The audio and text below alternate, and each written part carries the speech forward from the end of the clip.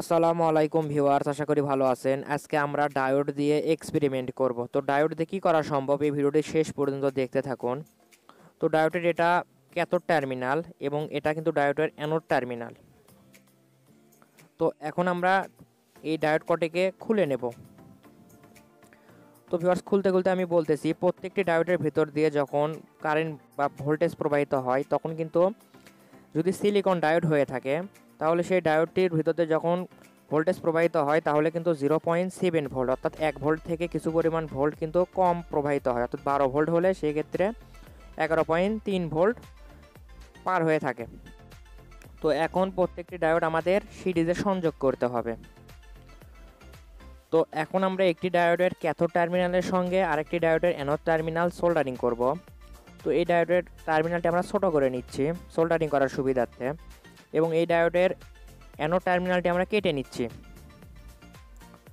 তো এখন আমরা আমাদের একটি ডায়োডের অ্যানোড টার্মিনালের সাথে আরেকটি ডায়োডের ক্যাথোড টার্মিনাল সোল্ডারিং করে নিচ্ছি। তো কিভাবে সোল্ডারিং করতে হবে আমি আপনাদেরকে স্ক্রিনের সামনে নিয়ে এসে দেখাচ্ছি। তো সবকটি ডায়োডের সাদা টার্মিনাল কিন্তু একদিকে হবে, অর্থাৎ চেনের মতো আমাদের সোল্ডারিং করে নিতে হবে। তো আমরা সবকটি ডায়োড এভাবে সোল্ডারিং করে নিচ্ছি। তো আমরা এখানে 8টি ডায়োড সোল্ডারিং করে নিলাম। ডায়োডের এটা অ্যানোড টার্মিনাল এবং এই পাশেরটা ক্যাথোড টার্মিনাল। আমাদের ভোল্টেজ এভাবে প্রবাহিত হবে এইদিকে। তো এখন আমাদের লাগবে মাল্টিমিটারের কাটা আমরা ডিসি 50 ভোল্টের রেঞ্জে দিলাম পরিমাপ করার জন্য। তো এখন আমাদের লাগবে পাওয়ার সাপ্লাই। তো এখানে আমার একটি পাওয়ার সাপ্লাই ব্যবহার করে আপনাদেরকে দেখাচ্ছি। তো পাওয়ার সাপ্লাইয়ের যে পজিটিভ প্রবটি রয়েছে সেটা আমরা মাল্টিমিটারের পজিটিভ প্রবের সঙ্গে এবং পাওয়ার সাপ্লাইয়ের নেগেটিভ টার্মিনালটি মাল্টিমিটারের নেগেটিভ প্রবের সঙ্গে লাগাই নিলাম। এখন আমরা পাওয়ার সাপ্লাইয়ের লাইন দিই। তো ভিউয়ার্স, 50 ভোল্টের রেঞ্জে দিলে মানে বুঝতে একটু সমস্যা হবে, যার কারণে আপনাদেরকে আমি 10 ভোল্টের রেঞ্জে দিয়ে দেখাচ্ছি যাতে করে আপনারা সহজেই বুঝতে পারেন। তো পাওয়ার সাপ্লাইয়ের ভেরিয়েবল এটা আমি ঘুরিয়ে দেখাচ্ছি। তো এখানে আমরা 8 ভোল্ট দিয়ে আপনাদেরকে দেখাবো কিভাবে এটা ভোল্ট কমায়।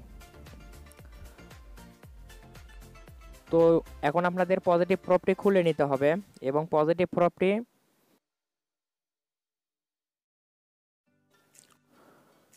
তো এখন দেখুন মাল্টিমিটারের ডিসপ্লেতে কি দেখায়। তো আমাদের পাওয়ার সাপ্লাইটি কিন্তু 8 ভোল্টের। তো এখন আমরা ভোল্ট পাচ্ছি 7.3। তো দেখুন এখানে কিন্তু আমাদের 0.7 ভোল্ট কিন্তু কমে গেছে, অর্থাৎ 1 ভোল্টের থেকে একটু কমে গেছে। তো এখানে দেখুন সরাসরি 8 ভোল্ট দেখাচ্ছে। তো আমরা যদি একটি ডায়োডের পরে ধরি তাহলে কিন্তু কম দেখাবে। তো আমরা যদি সম্পূর্ণটা ধরে তো দেখতে পাচ্ছেন আমাদের 4 ভোল্ট দেখাচ্ছে, অর্থাৎ আমাদের এই কটি ডায়োড কিন্তু ভোল্টেজকে কমিয়ে দিচ্ছে, অর্থাৎ ভোল্টেজ ড্রপের কারণে আমরা কিন্তু কম ভোল্ট পাচ্ছি। তো আমরা যদি একটু আগায় নিয়ে আসি প্রোব তাহলে কিন্তু একটু করে ভোল্ট বাড়তেছে, আপনারা মাল্টিমিটার থেকে লক্ষ্য করুন। এখন ভোল্ট দেখাচ্ছে 5 ভোল্ট। এখন ভোল্ট।